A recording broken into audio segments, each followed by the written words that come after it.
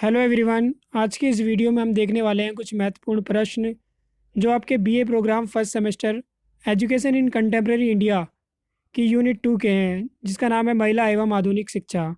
तो पहले हम देखेंगे इंपॉर्टेंट क्वेश्चन इस यूनिट के, उसके बाद इनके आंसर भी देखेंगे। आंसर को बेसिकली मैंने शॉर्ट फॉर्म में बताया है, आपको डिटेल में पढ़ना है तो आप गूगल कर सकते हैं या फिर आने वाली वीडियोज़ में मैं और डिटेल में आपको बता दूंगा।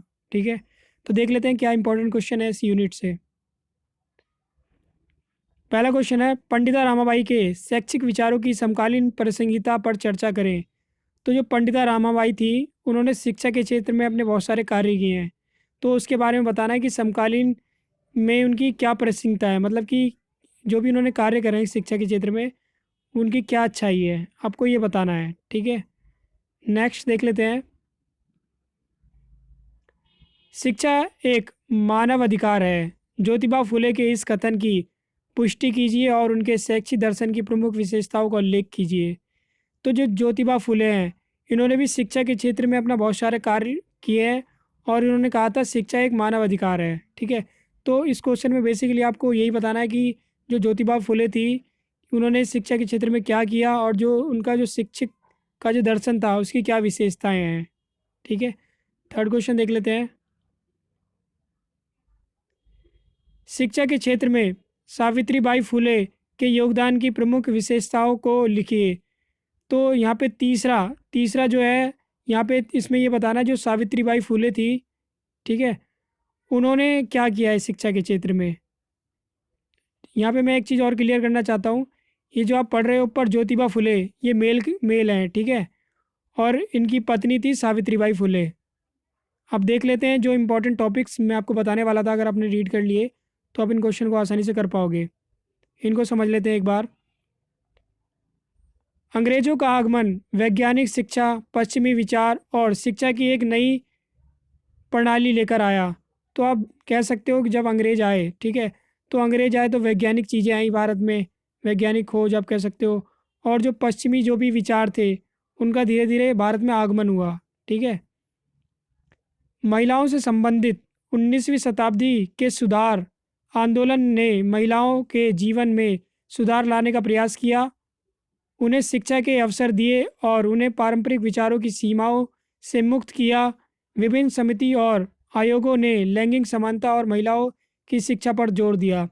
तो 19वीं शताब्दी से पहले क्या होता था, जो महिला थी उनको शिक्षा के अधिकार नहीं मिले हुए थे, मतलब कि कहा जाता था कि महिला पढ़ेंगी तो क्या करेंगी, तो उन्हें पढ़ाया नहीं जाता था एक। लेकिन 19वीं शताब्दी में कई आंदोलन हुए, जिसके बाद लोगों में जागरूकता आई और महिलाओं को शिक्षित करने में उन्होंने योगदान दिया। ठीक है, आंदोलन से क्या होता है कि अब हम अपनी जो मांग है उनसे मनवा सकते हैं। ठीक है, जो ऊपर तीन जो मैंने नाम बताए हैं, उन्होंने भी अपने अपने योगदान दिए 19वीं शताब्दी में।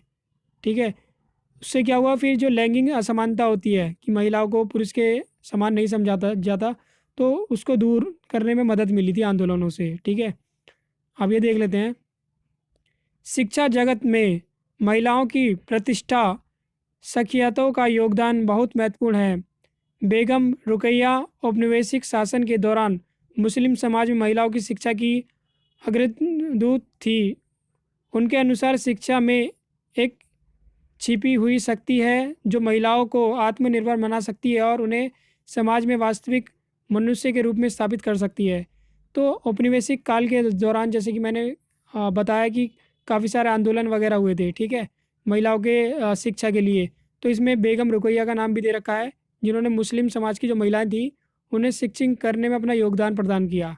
ठीक है, इतना बेसिक पढ़ सकते हो। बाकी जो क्वेश्चन जो पूछा गया था, इतना लिखने के बाद अब इसमें ये भी चीज़ें लिख सकते हो, जैसे कि यहाँ पे पंडिता रामाबाई के बारे में बताया हुआ है। पंडिता रामाबाई आधुनिक भारत की महानतम महिलाओं में से एक थी। उन्होंने पितृसत्ता को चुनौती दी, उन्होंने महिलाओं की खराब स्थिति के उत्थान के लिए काम किया और 1881 में पुणे में आर्य महिला समाज के साथ शुरुआत की। 1989 में उन्होंने युवा विविधाओं के लिए मुक्त मिशन की स्थापना की।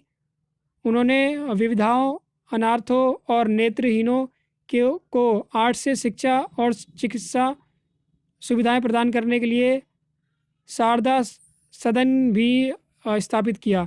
तो जो पंडिता रामाबाई थी, इन्होंने शिक्षा के क्षेत्र में अपने बहुत सारे कार्य किए। पहला इन्होंने क्या किया, 1981 में पुणे में आर्य समाज की स्थापना की, ठीक है। और इन्होंने एक शारदा सदन भी खोला था, जो कि ऐसी महिलाओं के लिए था और नेत्रहीनों के लिए था जो शिक्षा प्राप्त नहीं कर पाते थे, ठीक है। तो आप इसके बारे में इतना पढ़ सकते हो, और डिटेल में पढ़ना चाहो तो मैं आने वाली वीडियोस में बता दूंगा। बाकी अगर आपने मेन पॉइंट याद कर लिए इसके, अगर एग्जाम में क्वेश्चन आता है तो आप थोड़ा बहुत अपनी लैंग्वेज में भी लिख सकते हो, लेकिन ये पॉइंट इंक्लूड करने के बाद। देख लेते हैं नेक्स्ट। यहाँ पे ज्योतिबा के बारे में बताया, जो सेकंड क्वेश्चन था। ज्योतिबा फुले का मानना था कि व्यक्तियों की प्रगति केवल शिक्षा के साथ ही व्यवहार थी, और शिक्षा को समाज में क्रांति के उद्घोषक के रूप में देखा जा सकता है। ज्योतिबा अनिवार्य प्राथमिक शिक्षा के पक्ष में थे और मानवतावादी मूल्य और व्यावसायिक क्षमताओं को विकास करने के लिए शिक्षा की भूमिका पर बल दिया। जो ज्योतिबा फुले थे, ठीक है, जैसे कि मैंने आपको बताया, ये नाम है, आपको लगेगा कि फीमेल है, लेकिन ये मेल थे। इन्होंने भी शिक्षा के क्षेत्र में बहुत सारा कार्य किया, और ये जो प्राथमिक शिक्षा होती है उसके पक्षधर थे कि प्राथमिक शिक्षा सबको मिलनी चाहिए, ठीक है। तो ये था इनका। तीसरा जो है, सावित्रीबाई फुले ज्योतिबा फुले की पत्नी थी, ठीक है। ये आप देख सकते हो, जो ज्योतिबा फुले है वो सावित्रीबाई जो फुले हैं उनके आप कह सकते हो हस्बैंड थे, ठीक है। वह पहली भारतीय थी जिन्होंने निचली जातियों की लड़कियों और बच्चों के लिए स्कूल खोलकर भारतीय शिक्षा में क्रांति ला दी थी। वह महिलाओं और अछूतों के लिए शिक्षा की एक क्रांतिकारी समर्थक थी। उन्होंने धर्मनिरपेक्ष शिक्षा पर जोर दिया और विविधाओं की सुरक्षा के लिए बाल हत्या प्रतिबंध गृह खोला।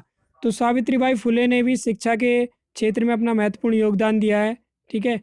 ये भारत की पहली महिला थी जिन्होंने निचली जातियों की लड़कियों के लिए और बच्चों के लिए स्कूल खोला था, ठीक है। तो इन्होंने जो स्कूल खोला था वो पुणे में इन्होंने स्कूल खोला था अपने पति के साथ, जहाँ पे इन्होंने धर्मनिरपेक्ष शिक्षा का समर्थन भी किया था। आई होप आपको वीडियो पसंद आई होगी। वीडियो पसंद आई है तो लाइक करें, चैनल को सब्सक्राइब करें, और वीडियो को अपने दोस्तों के साथ शेयर ज़रूर करें। अगर आपका कोई भी डाउट है तो आप कमेंट कर सकते हो। Thank you for watching this video.